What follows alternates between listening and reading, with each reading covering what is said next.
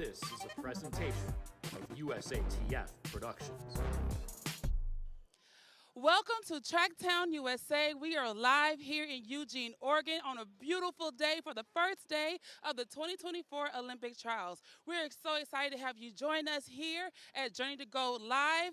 Make sure you tune in because we have a great show for you.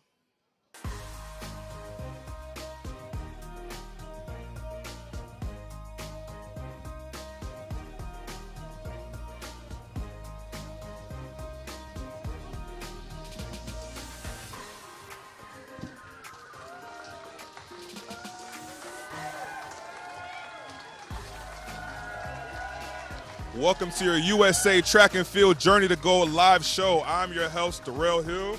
I'm here with Will Lear. We got Michelle Carter and Dawn Nelson here with us. We are coming to you live outside of Hayward Field in the fan zone. We've got USATF merchandise tents. We've got food trucks. We've got games. But in less than an hour, the real games get going inside the track here at Hayward Field. Will, what are the vibes? Darrell, the vibes are immaculate. We've got fans who have been in the Fan Fest area for over 2 hours.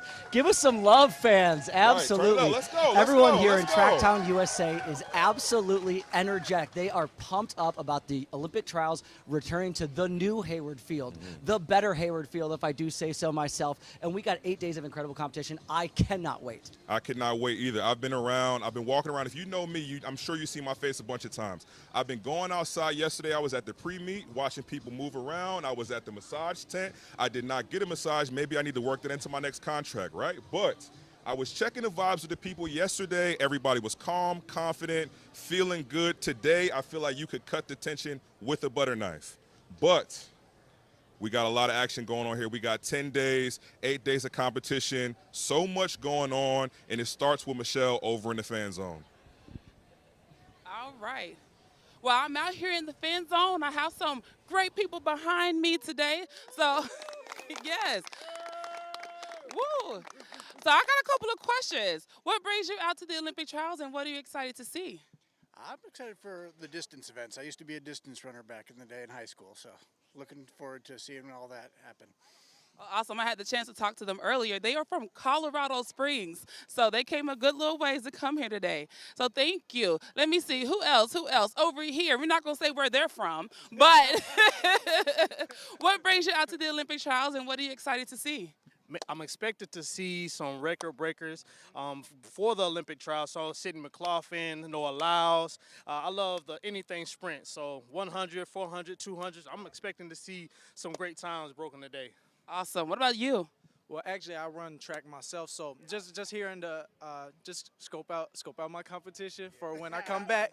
But no, I'm excited to see the sprints as well. Noah Lyles, Sidney McLaughlin, and just see the contenders for the Olympics. So I'm excited. Yeah, awesome. So I was eyeing your jacket earlier because you got the 1996 Atlanta jacket, which was my very first Olympics I attended. So that holds a very special place in my heart. I didn't compete. I said attend. But all right, so let's go over here. Hi. How are you? Just dandy. How are you? I'm great. So what brings you out to the Olympic trials today? What really brought me out today was a Jeep Wrangler. Oh, a Jeep Wrangler. So Well, my son and I came out to watch all the hopefuls for the Olympics, and I'm from Oregon, and he's here temporarily from North Dakota. Oh, wow. North Carolina. North Carolina. Well, that's awesome. Okay, awesome. Well, thank y'all for coming out here. At the Olympic trials, this is where dreams are made of. Like, this is where you come to prove yourself. So there's a lot going on. So now I'm going to come to you right here. What are you excited to see here at the Olympic trials?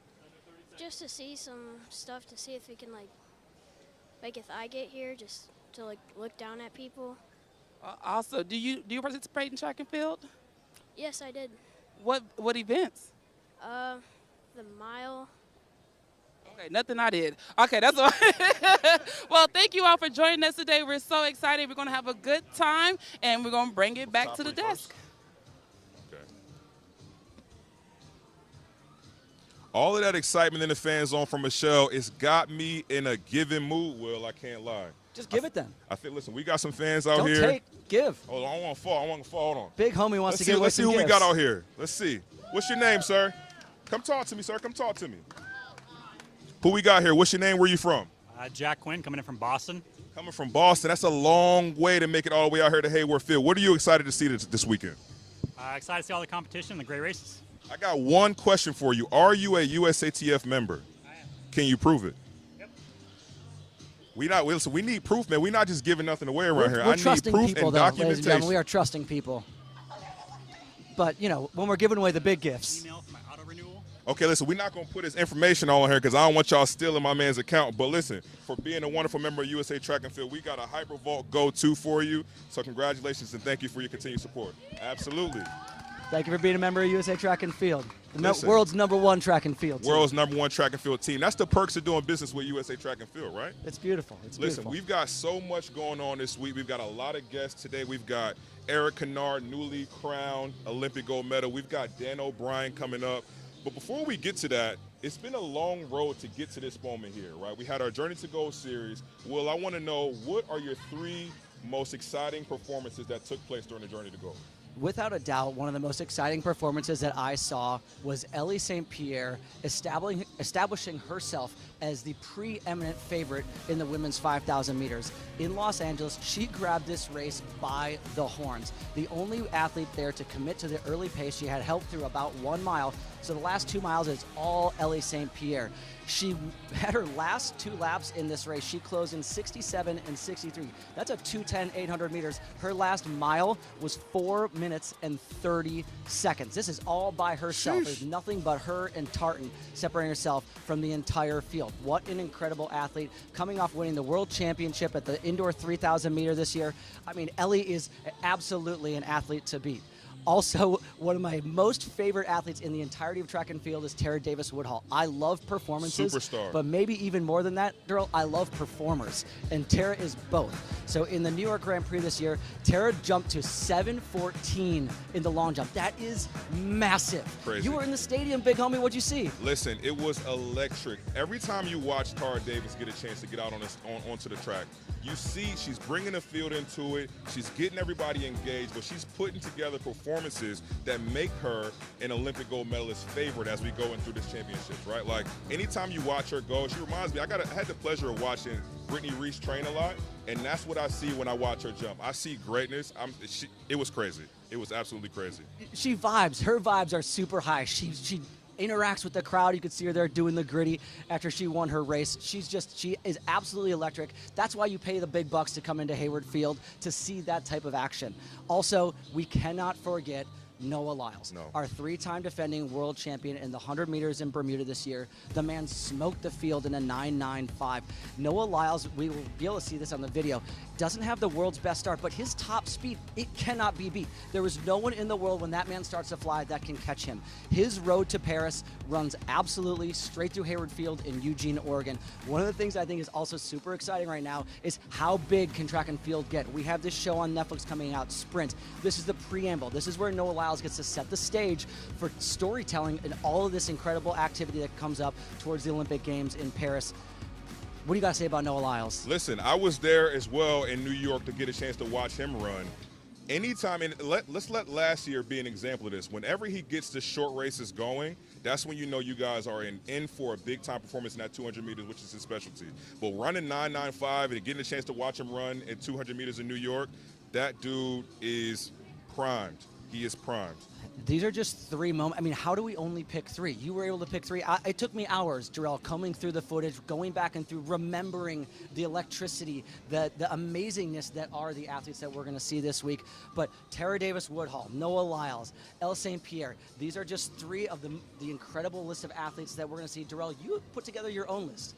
What are you excited to see? Listen, I got to be honest, man. It was very, very difficult. Like you said, these athletes have been shining all year. So when I had to sit down and think about 3 of them, the number one that came to my mind was Miss Kara Winger, right? Coming out of retirement, getting ready to pursue her fifth Olympic Games. Coming in, I had the pleasure of knowing that this was something that she was planning to do. She had been training, she had been moving, but going to New York Grand Prix, having one opportunity to qualify for this Olympic trials, and going out and throwing 63.22 meters, putting herself as one of the best javelin throwers in the world. That type of performance is spectacular. I mean, she's besting the rest of the United States by over 3 meters right now. coming fresh out of retirement. I'm super excited to see what she puts forward here. Let's talk about how rare this is. Because when most people retire, the idea of going back to work, no one wants to do that. And so Kara steps away from the sport, track, and field. She steps away when she's on top after winning that silver medal right here in Hayward Field. She's obviously got a lot of good memories. Darrell, you said in your career something similar to this happened. And what did it do to the rest of the shot put field? Listen, in 2016, when I made my first Olympic Games, I came into this same stadium here at Hayward Field, and Adam Nelson came out of retirement at 40 years old to try to pursue another Olympic Games. I talked with my coach ahead of time. He let us know this is going to be a spectacle, and we got to stay ahead of the fray. These guys are coming back here because they think they see an opportunity, and it's your job as a competitor in the field to step on them, right? So I'm hoping that this performance from Kara ignites the rest of the field, because we've got a ton of talent in the women's javelin throw that I really think can make some hay in this Olympic Games, and especially as we build towards LA in 2028. And if you haven't, you got to go check out the viral moment of Kara going and retrieving her javelin from the Olympic Museum down in Colorado Springs, where she lives with her husband Russ. But I'm with you. I'm incredibly excited to see Kara. Honestly, I could spend all day talking about Kara, right? But listen. I got to move on. I don't want to, but trust me, I got to. My next favorite performance of the Journey to Gold series was watching Sydney McLaughlin run the 400 meters in New York. Just, what was it, 0.02 off of Cyan Rich's American record. She's been doing this all year long. It started in LA when she was running the 200 meters. You could see that her foot speed is at an all-time high right now. Obviously, she's here contesting the 400-meter hurdles, looking to defend that crown, hopefully looking to put together another world record performance. But that 400 meters, to me, set the world on notice that she is ready to drop a major bomb, and I'm hoping that we get to see a glimpse of that here in Hayward Field.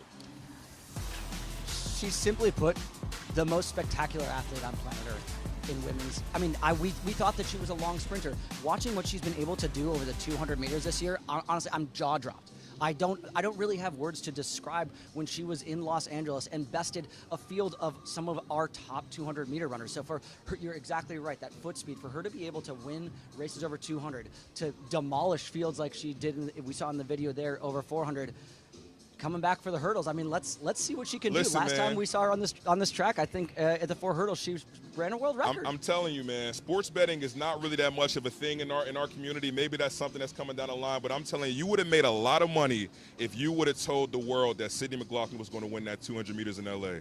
That was a performance that really set the stage for everyone. It feels like she's really been building towards these Olympic trials, which Bobby Kersey, you know what they do, Allison Felix, their entire crew, Dawn Harper-Nelson, obviously you're going to see a lot for her today. That's what they do. So, I mean, listen, I'm excited.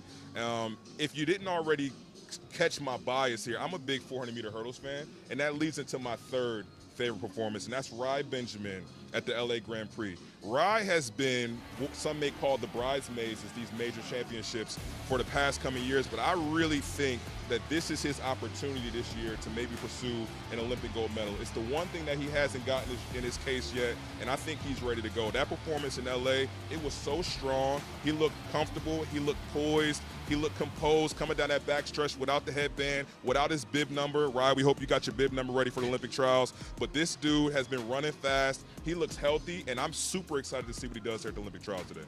Absolutely. King Ben, if you don't already follow him on Instagram, please do. He's an absolutely incredible person to be able to follow along on his journey with. But I mean, again, how impossible to only pick 3? So impossible, man. It's been such a great journey, honestly, man, with all of these wonderful performances just leading up here. I'm thankful that USATF invested in this Journey to the Gold Series, because our professional athletes, they need these opportunities stateside to be able to prepare themselves for the rigors of these great championships. Going overseas to the Olympic Games is super difficult, so getting those opportunity to be here stateside and compete at such a high level is amazing, right? They're ready, they're excited, they're ready to go, but I can't think about the Olympic Games and all of the things that we're doing here right now without talking about our next guest who we want to welcome to the stage, Mr. Dan O'Brien. Welcome, Dan. How we doing? Join us. How we doing? Good to see you. Good to see you. Thank you.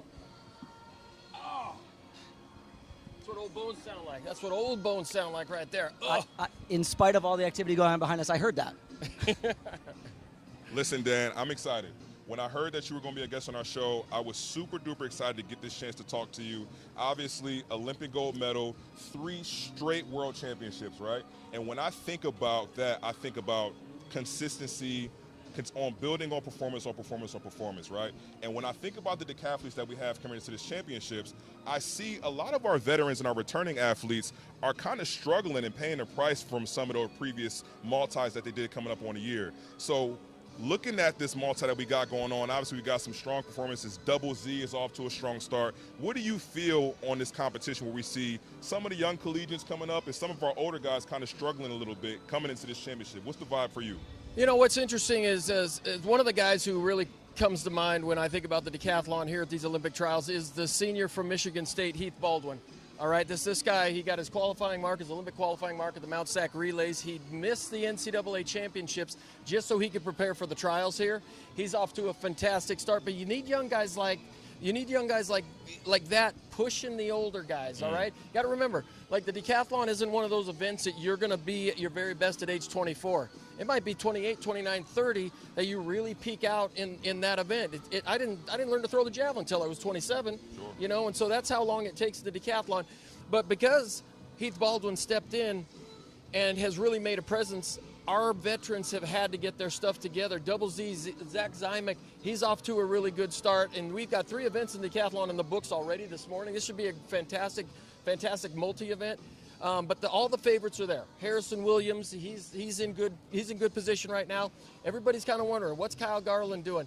Kyle Garland had a little bit of a freshman slump. His first year post-collegiately, everybody goes through that just a little bit. He looks like he's getting his stuff together. We're going to see him high jump a little bit later today. That should be really exciting. We know he's a 7-footer.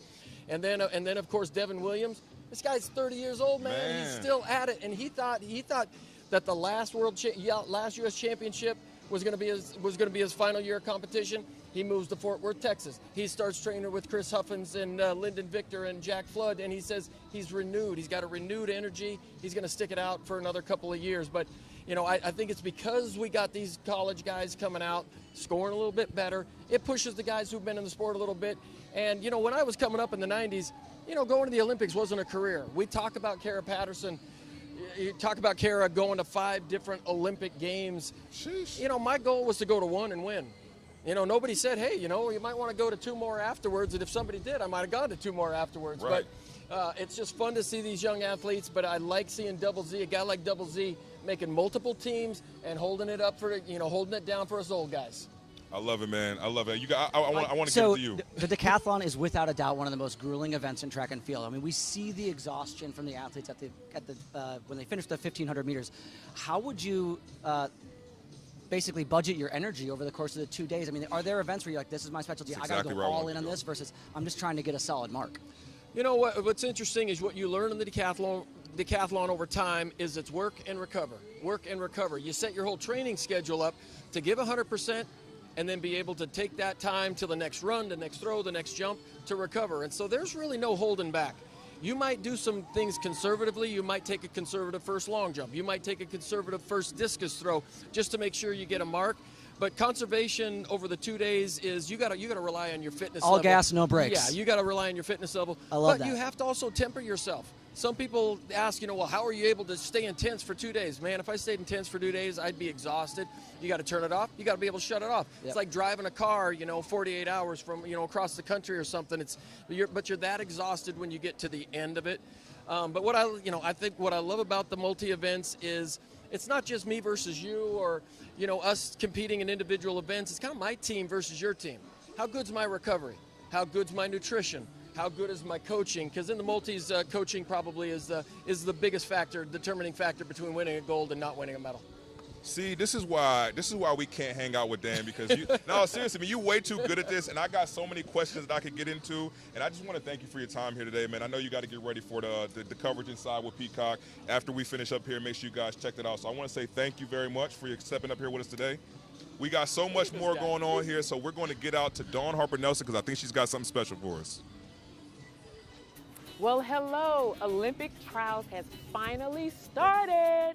Dreams are coming true, but before they come true, they have to start here, the warm-up area. And we realize that you all may not know the pathway that it takes to go from the warm-up area all the way to the track and all the way through media, a pathway I have taken 1 million times. So we want to give you a glimpse. Let's go. Okay. Here, the call room is where your heart stops. because they call your name and you realize there's no turning back. You're sitting side by side of your competitors, and it just gets real, and it's a lot sometimes. It's a lot. The dream is on the line. Did you know that there's a second call room?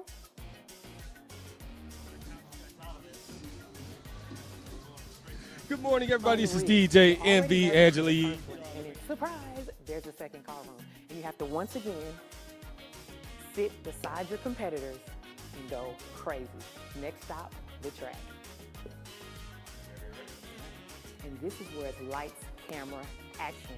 Your foot hits the track, you look down, the most beautiful sight in the world, because it's what you train for. Lights, camera, action, time to make that dream a reality, baby. Let's go.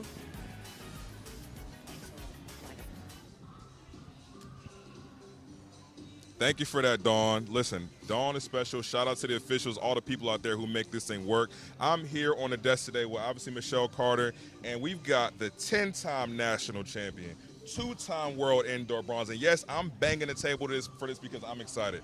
And the newly crowned 2012 Olympic gold medalist, Eric Kynard. Welcome, welcome, welcome. How you doing today, my man? Thank you, my brother. I'm excited that y'all are my interviewers here this morning. I'm on the other side of the gun here a little bit, so I appreciate y'all having me for sure.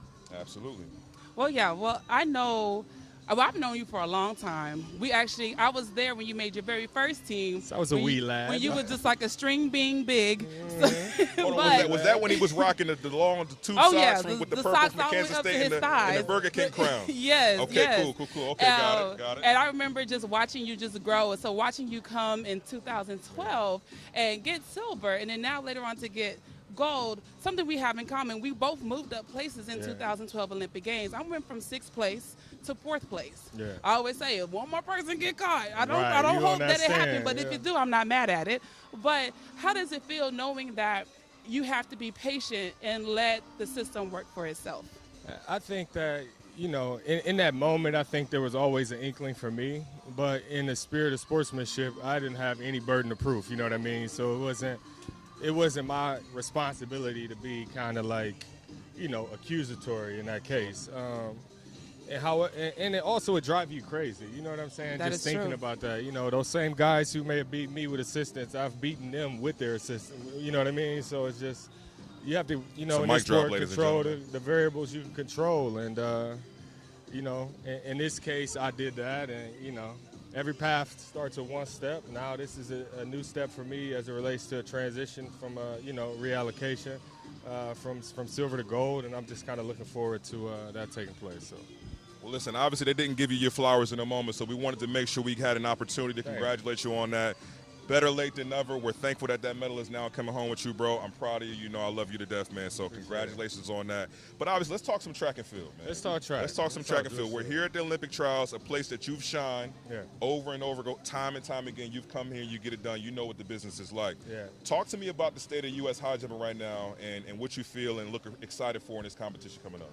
I think it's, as it relates to the state of U.S. high jumping, I think it's at a transitional state right now. Okay. I think on the men's side, obviously Javon did really well last year. Shelby has been doing pretty well. But, as it relates to anybody in between there, they're trying to, we're still trying to figure the personnel situation out. And on the women's, we've seen from an NCAA level, obviously Rachel Glenn, the University of Arkansas, we can expect to see her out here tomorrow. Sure. It is tomorrow, right? I'm all over the place. Whenever it is in the high jump qualifier for the women. It will be live. Yeah, we'll be live whenever it is sometime. But so a new 2-meter jumper for America. Her, joining Vashti Cunningham, in those ranks. So I think, we're seeing not a changing of the guard, but just a transition in leadership per se or personnel. But I'm excited about that because whenever it is competitive at the middle, the top has to rise a little bit, because that pressure is applied. So hopefully we see that from those young men and women out there. Yeah, well, actually, you used the perfect word. So speaking of transitions, now that you have transitioned from being an athlete in the sport, now you're on the other side. You get to work with the sport. Tell us more about your position at USATF and about the podcast that you get to participate on. Okay, so I'm the Associate Director of High Performance Programs at USA Track and Field. There are a few of us. My area of expertise in particular. Not that I'm an expert at track and field by any means. Sure. Based on my experience. I don't know about that. I think you got G certified classification with that gold thing hanging around. I mean, some other folks may not know. So, okay. But I think that I work in my best capacity. I try to assist athletes as much as I can, but I try to work on the things that are combustible before they catch fire. You know what I mean? Sure. So I'm more of a proactive guy. I work in close contact and proximity with coaches and agents, and then kind of assist a little bit on the athlete side, and just kind of serve as quality control for little high performance programs as it relates, because I participated in quite a few of them, so I'm kind of privy to what should be and what shouldn't. Listen, obviously, if y'all haven't picked up on this already, my guy Eric Kynard, he's a humble man. He don't like to talk too much about himself. Yeah, no, this man he wears many hats. I do. And another one of those is podcast host. Yeah, so hold on. So we got podcast. It's you, Wild Experiment. Talk to me about what is it, what y'all doing, and how's that been, and what's the excitement for that moving forward? So the Journey to Goes On podcast is just all things USA track and field. And obviously right now we're transitioning, with the help of the lovely hosts that have now taken the baton, from the actual show to a live broadcast, just in attempts to, be competitive and up to date with information as it reaches the fans, but also have a presence digitally, and just have a greater brand recognition as it relates to social content. So my question for you is: would you rather be interviewed or do the interviewing? I would much rather not be on the camera or the mic. Oh my gosh! Well, that doesn't appear like that's going to be an option. That wasn't one of my options. I know it's not an option. However, I like to. I like to do the interviewing over being real. You know what I mean? You know that. Right. I prefer to be the interrogator than the subject of interrogation. You want to gather all the information. Yeah, I get the intel and come back, and see what's going on. That part, man. Yes. That part, man. Well, listen, I'm proud of you again. Congratulations. Want to make sure you get your flowers, bro. But thank you for coming up here and working with us, man. Appreciate it. Best I appreciate of luck y'all. I appreciate y'all and this huge contribution. I know. Please stop it. This huge contribution to sport, and just for y'all continued support and and contributions to the sport of track and field is hugely appreciated. And we, I know everybody is not able to get their flowers at the same time always, but I want to make sure while you passing bouquets out to me, I toss a little back to y'all. So we appreciate the work y'all doing for sure. That's love, bro. Thank you very much. So much more. I don't know the live show transition. This is why he'd rather be the interviewer, exactly. So he can do all the exactly. That's why he's been trying to get out here this whole time. we subbing you out. We bringing Will back in. So much more fun coming. So much more fun coming down the pike. Stick. Am I staying? Oh, I guess so. I'm staying.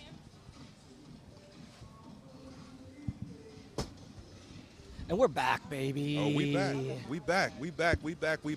Listen, Eric Sharp, man. You got to make sure you ask Eric the right questions because he'll sliver his way out of there, right? So I'm glad we got a chance to chat with him. But listen, we're here.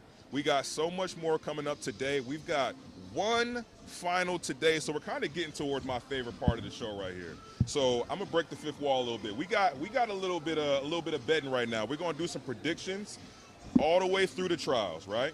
We're keeping tally. We keeping score.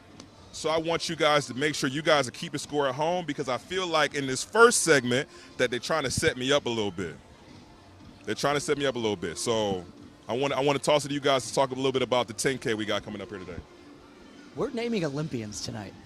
How awesome is that? Dreams are going to come true on the track over 25 laps in Hayward Field. Now, I think one of the things I think that we don't want to avoid talking about is weather. So it's a hot day, which in distance racing usually leads us to believe that things will be tactical. I mean, it's a championship-style race. It's not a rabbited affair. They don't have the advantages of the pace lights. A lot of what these athletes are used to competing with, time and time again when they go step on the track. Most 10,000 meters that they run are sort of metered affairs. You know exactly what to expect. That's one of the things that makes this race in particular so incredibly exciting is we have no idea. Someone may be suicidal and from the gun go out and if I'm one of the favorites, I want to make my team. I'm not going to let them go. So I'm very. I don't want to give away my picks because I do. Like you are kind of a little bit of an expert in this field. I'm a nerd. I'm a nerd. Well, yeah, like distance running is something I watch from a distance. Okay. Preferably inside of the circle while the competition is going on. But Sure. it is something that I admire. Oh, they're still running? I admire.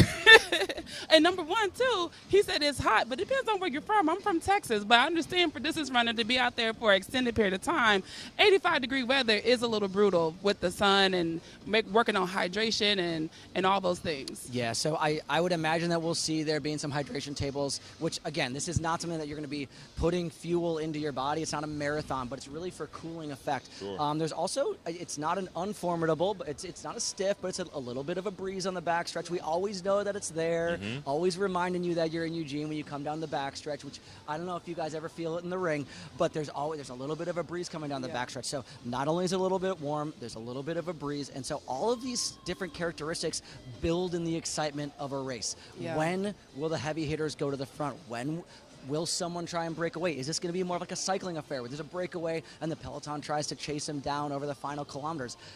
I have no idea. I am beyond excited. Because Olympic trials are back. Let's just talk about that for one more second. We got the Olympic trials, baby. Come on. Indeed. But Yes, also indeed. in night one, this town loves distance running. Yes. As much as they love shot put, they love distance running as well. They love to celebrate specifically those two athletes. And so the fandom in Hayward Field tonight, there's 50 laps of racing. 2 heats of the women's 5K. Oh, my goodness. 1 heat of the men's 10,000 meters. I think it's going to be absolutely electric in there. Oh, yeah, I believe that. 25 laps, literally anything can happen. Listen, this year in particular, I stepped into coaching, right? So I'm working at the University of Delaware, and we're really good in the distance field. So I've been a little bit closer to the distance events this year, really paying a bit more attention, watching at the NCAA championships, getting to watch Nico Young take it out and, losing to Parker Wolf at the line, right? But seeing those performances and what it takes on a day-in, day-out basis, it is grueling, man, especially obviously we're here, we're sweating a little bit. I'm enjoying that breeze you were talking about, and I'm hoping I feel a little bit more of that, but obviously that's why I'm sitting right here and not running 10,000 meters.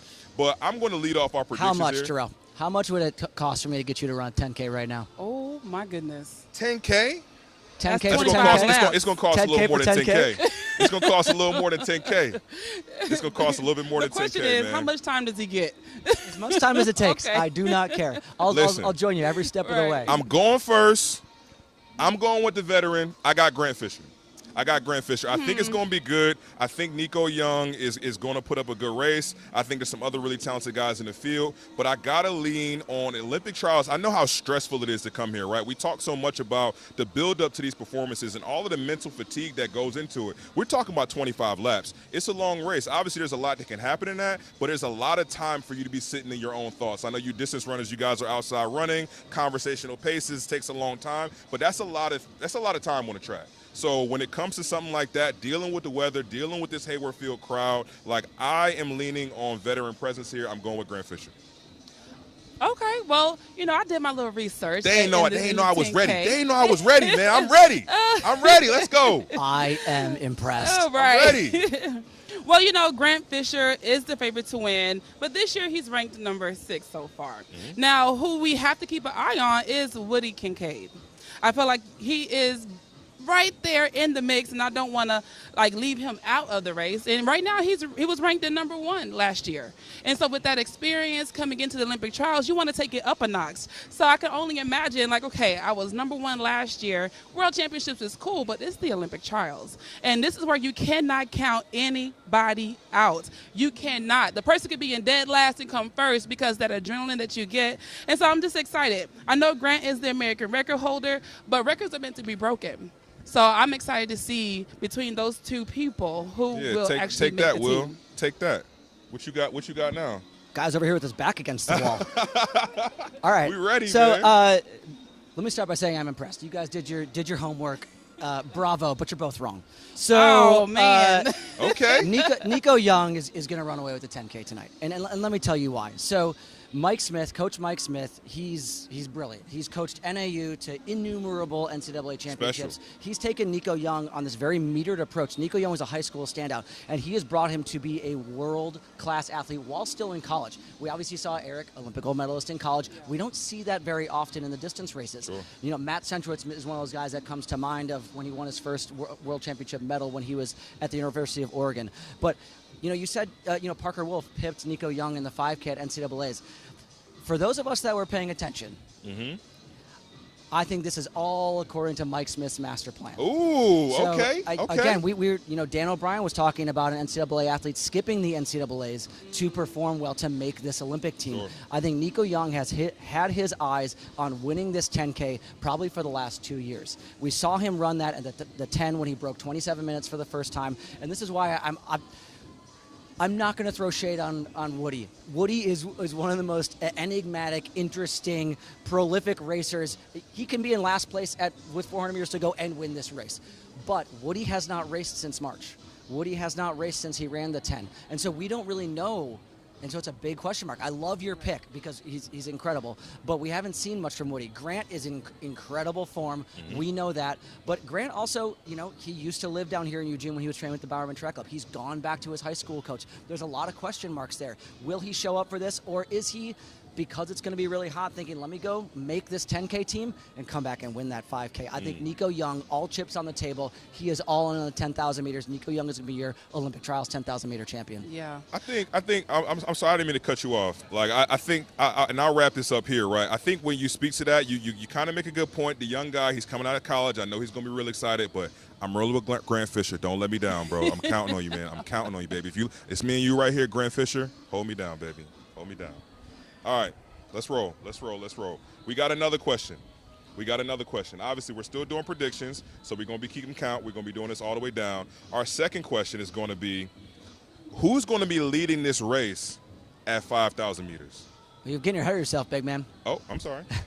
Well, we're going over under. Yep, over under on the winning time of 27:25. It's the Olympic trials record.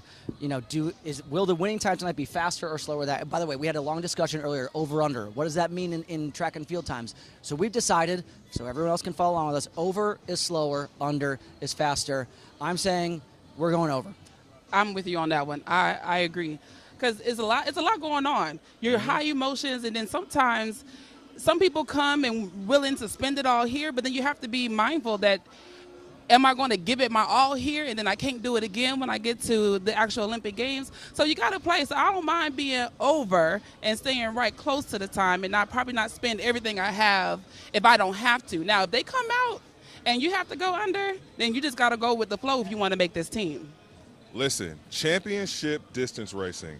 When you look at this field, right, as we were doing our research, you saw a lot of guys who were kind of bunched around. We've seen some of our veterans who haven't run as much this year, some of our young guys coming up. What that tells me is everybody's going to be feeling each other out. So when we think about 25 laps, 10K, I don't expect, unless somebody, like you said before, wants to go on a suicide mission in this nice heat and backstretch win, if they're taking it out like that, I'm not really anticipating that type of competition. I'm anticipating guys sticking together, hanging around, and as you start to get towards laps 18, laps 19, you see people start to make those moves. As we're coming down the last 1,200 meters, you really start to see people putting the push on it. So I'm anticipating that we're going to be over on time. I'm going to throw out something that's crazy. It's not one of our picks. You're going to see a sub 4-minute mile the last 4 laps of this race.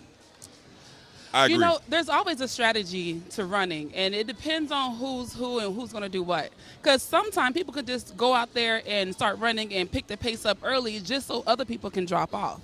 So I'm interested to see who's willing to sacrifice so that someone else can make it. Somebody because it always happens. gonna Because sacrifice, there's teammates man. that are making Somebody the team, and people know how other people run. And there's, if I remember correctly, I've watched Paul Chalimo run so many races, and sometimes he just takes off. The champ. He can never. He the takes champ. off. His head. He's going to be up there in the front. He's going to be in the mix. Yeah. Chalimo's always in the mix. He is. Absolutely. He is. That's a veteran, man. We talked about veterans and what it means being at the Olympic trials, and we can't count out somebody like Paul Chalimo. 25 laps. A lot can go on in 25 laps. It takes a lot of preparation. I'm anticipating. I'm excited, man. I'm really excited for it. All right, we got a little bit ahead of ourselves. The third prediction that we're going to have today is who will be leading this race at 5,000 meters. I'll let you go first, Michelle. I'm not going to pick on this one. I have no idea. Oh, my. I'm going to be honest. I have no idea because Pick a name from the field. Anybody. Well, you got to pick. You got to say like you something. have to look at it that way. It's Yep. going to be anybody because well, you're right. I could say Paul Chalimo in that, but I love just that feel pick, like actually. I love I'm not mad at it. because I feel like at this point in time, it's just like who's going to show up and lead and what they want to do. Like anything could happen at this moment. I'm going Nico Young. I watched him run at NCAAs. He's fit. He's strong. And I think with the way he's been running this year, I could see him being somebody that tries to break the field almost. You know, take these guys out, wants to see what these older veterans have in store, right? When you come into a meet like this getting ready, you know, and you're in shape, it almost benefits you to be out in front because you're not really sure where everybody else is. We talked about a lot of people, Woody hasn't raced since March. They know that, you know, they know those type of things. So I'm anticipating him trying to be somebody as we get to the second half of the race that starts to make that push. I don't think when we get through the first mile, he'll be in the front, but I'm anticipating when we get to 5,000 meters, he'll be in the front. Will? So one of the things I think is really interesting in this race is that Mike Smith has 3 athletes in this race.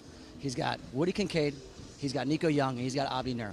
All 3 of these guys, they see each other at practice. So while we might not know, they absolutely know. Right. We did see Nico Young get outkicked by Parker Wolf at the NCAA meet, but we also know that Nico Young is incredibly fit. He's incredibly strong. They're coming down from altitude, 7,000 feet in Flagstaff. Nico Young is going to. Steve Prefontaine once said, "You might beat me, but you're going to have to bleed to do it." And Nico Young is going to take this race, take control of this race at halfway. He's going to start inching the pace down lap by lap by lap. And as I said, we're going to see a sub-4-minute last mile, but Nico Young will be in the front at 5K.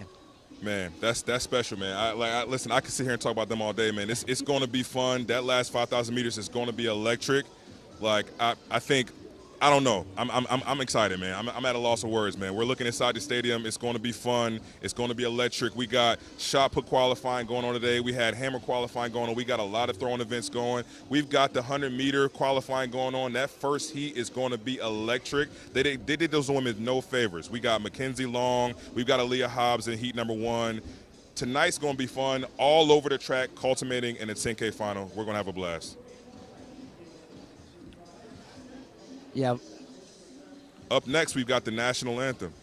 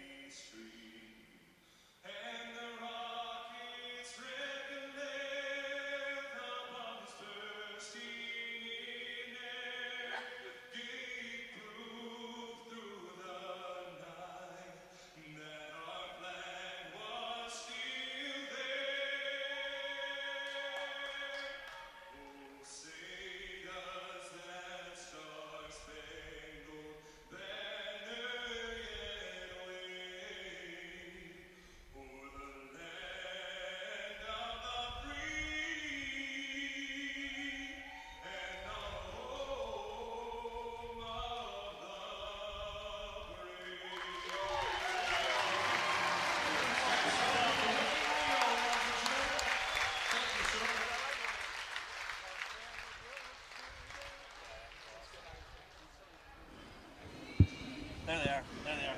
There they are. Right there. You can see them.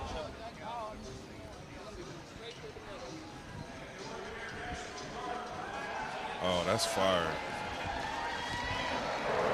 You're going to hear this.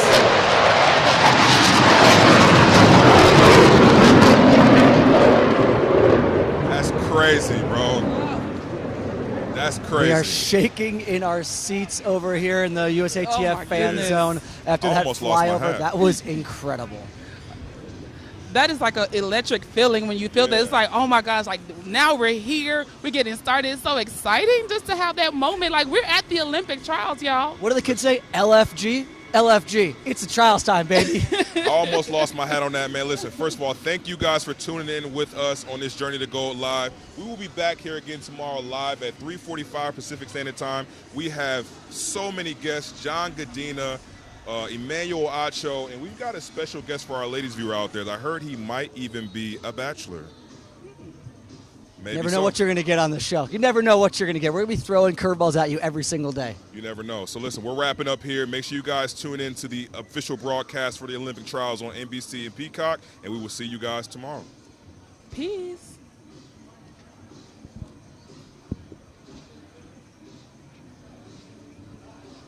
I think I did a bad job of looking